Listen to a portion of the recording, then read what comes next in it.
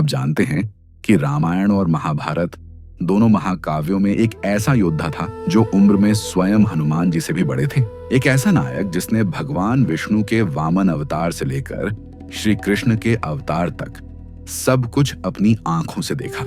आज हम बात करेंगे जामवंत जी की और जानेंगे कि वाल्मीकि रामायण से लेकर श्रीमद् भागवत पुराण तक उनके बारे में क्या गहरे रहस्य छिपे हैं।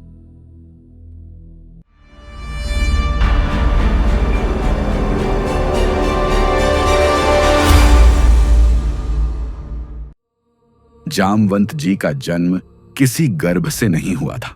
ब्रह्मा पुराण के अनुसार जब सृष्टि के रचयिता ब्रह्मा जी योग निद्रा में थे और उन्हें जम्भाई आई, तब उनके मुख से एक अत्यंत शक्तिशाली प्राणी प्रकट हुआ। वह थे जामवंत। वाल्मीकि रामायण में उन्हें रक्षराज, भालुओं का राजा कहा गया है, लेकिन कई विद्वानों का मानना है कि वे रक्ष नामक एक विशेष देव योनि से थे जो दिखने में भालू जैसे थे, लेकिन उनकी बुद्धि देवताओं के समान थी। जामवंत जी कितने प्राचीन हैं, इसका प्रमाण विष्णु पुराण में मिलता है। जब भगवान विष्णु ने राजा बलि को छला और वामन अवतार लेकर 3 पग में ब्रह्मांड नापा, तब जामवंत जी वहां उपस्थित थे। श्रीमद् भागवत पुराण के अनुसार जामवंत जी ने उस समय इतनी तीव्रता से भगवान के विराट रूप की 7 बार परिक्रमा की थी कि उनकी गति मन से भी तेज थी। कहा जाता है कि उसी समय सुमेरु पर्वत से टकराने के कारण उनके घुटने में हल्की चोट आई थी, जिसकी वजह से उनकी गति आगे चलकर थोड़ी कम हुई। रामायण का सबसे महत्वपूर्ण मोड़ तब आता है जब हनुमान जी अपनी शक्तियां भूल जाते हैं। वाल्मीकि रामायण के किष्किंधा कांड में वर्णन है कि समुद्र किनारे जब पूरी वानर सेना हताश थी, तब जामवंत जी ने हनुमान जी को उनके जन्म और उनकी दिव्य शक्तियों की याद दिलाई। कही रीछपति सुनु हनुमाना, का चुप साधी रहे हु बलवाना। जामवंत जी जानते थे कि हनुमान जी ही वह कार्य कर सकते हैं। वे एक कुशल रणनीतिकार थे जिन्होंने युद्ध के दौरान सुग्रीव और राम जी को हमेशा सही परामर्श दिया।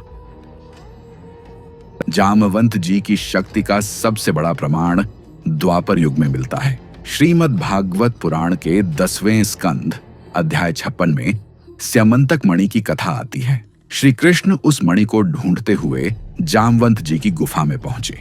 वहां जामवंत जी और श्री कृष्ण के बीच 21 दिनों तक लगातार युद्ध हुआ।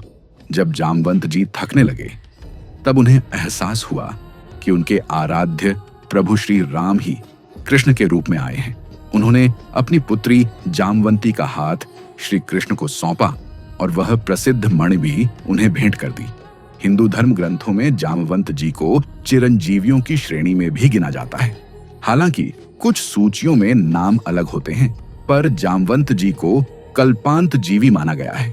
वे एक कल्प के अंत तक जीवित रहने वाले महापुरुष हैं। महाभारत के अनुसार वे उन गिने चुने पात्रों में से हैं जिन्होंने त्रेता और द्वापर दोनों युगों को न केवल देखा, बल्कि उनमें सक्रिय भूमिका भी निभाई।